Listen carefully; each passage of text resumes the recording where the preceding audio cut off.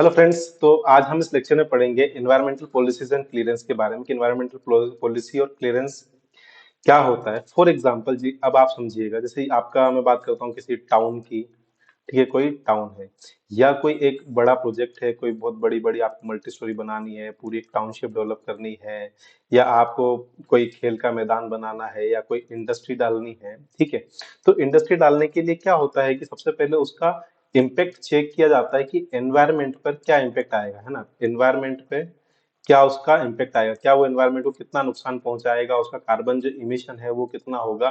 तो इसके लिए हमें जो अलग अलग डिपार्टमेंट है उनसे क्लियरेंस लेने पड़ते हैं। क्या लेने पड़ते हैं?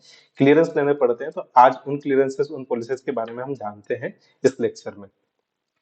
तो सबसे पहला आता है environmental clearance. Environmental clearance is the process of evaluating the potential environmental impacts of a proposed project or development. It is prerequisite for obtaining statutory approvals from regulatory authorities.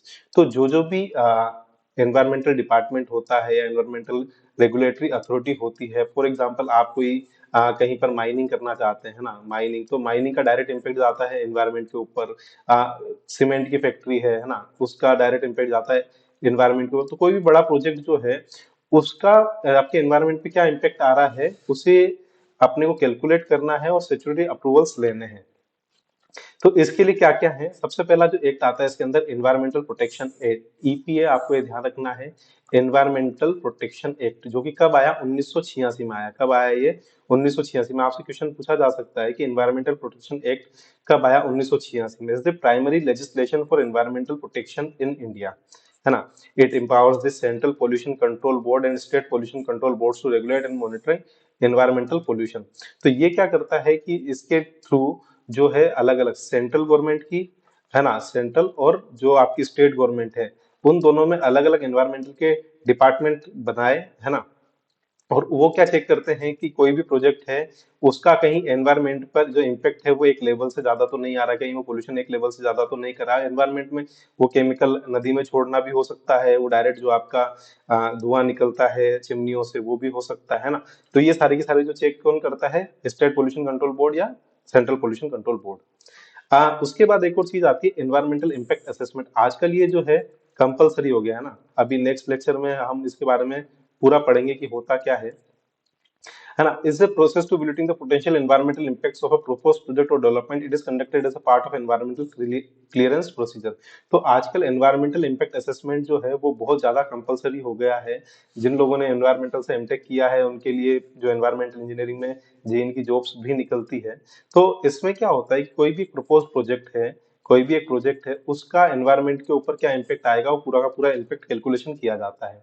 उसके लिए अलग अलग प्रोसेस होता है। सबसे पहले आप उसकी स्क्रीनिंग करते हैं, स्कोपिंग चेक करते हैं, असेसमेंट ऑफ इम्पैक्ट, जो जो इम्पैक्ट आने वाले हैं उसका असेसमेंट करते हैं। उसके लिए क्या मिटिगेशन मेजर्स कंपनी ने लिए और क्या आप सजेस्ट करते हैं।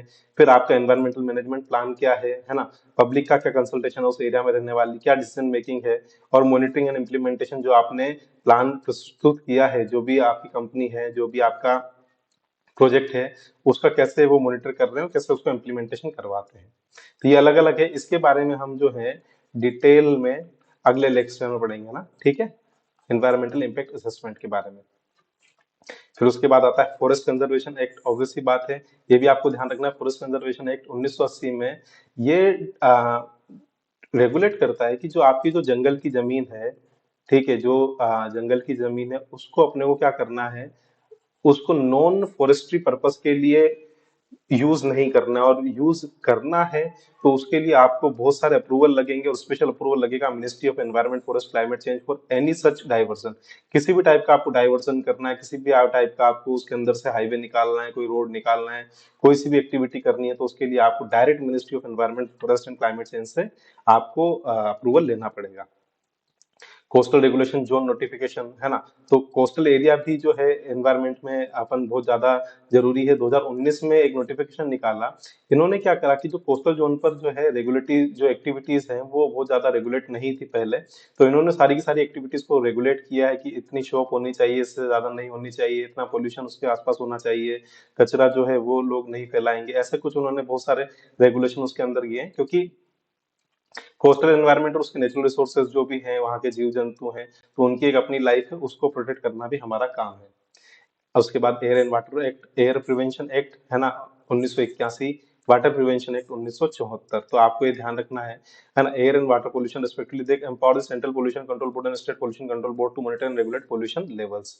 तो कोई कंपनी है, कंपनी अगर मान लीजिए आपका कोई रिवर है ना, रिवर के अंदर जो है अपना वो गार्बेज छोड़ रही है, तो वो जो गार्बेज है वो एक लिमिट से ज्यादा नहीं होना चाहिए, उसका लेवल एक लिमिट से ज्यादा नहीं होना चाहिए। मेनली जो अपन बोलते हैं कि गवर्नमेंट में बहुत ज्यादा करप्शन है, तो इन पॉलिसीज का ही वो करप्शन है, जो एनवायरमेंटल डिपार्टमेंट है, अलग अलग डिपार्टमेंट है। तो क्योंकि कोई भी यहाँ की पॉलिसीज अपनी इतनी टफ होती है, इतनी चीजें होती है, अगर आप एक एक चीज को फॉलो करने लगे तो आप कभी भी अप्रूवल नहीं ले पाओगे। तो फिर वो जो बात आती है, लोग कहते हैं कि पैसा खिलाना है, वो यहाँ पर आपको देखने को मिल सकता है। ठीक है। कंक्लूजन की बात करें, environmental policies and clearance procedures are essential for ensuring sustainable development. They promote the conservation of natural resources and minimize environmental degradation. As responsible citizen, it is our duty to follow these policies procedure to protect our environment. तो as a responsible citizen है, हम लोगों को ध्यान रखना चाहिए जब भी हम कोई नया प्रोजेक्ट करें तो एनवायरमेंटल इम्पैक्ट असेसमेंट उसका जरूर कैलकुलेट करवाएं, और उसके लिए जो जो भी क्लियरेंस लेने हैं, जो जो भी चीजें लेनी है, वो आप जरूर लें। आई होप आपको अच्छे समझ में आया होगा। प्लीज सब्सक्राइब कीजिए मेरा channel. Thank you. Thank you so much.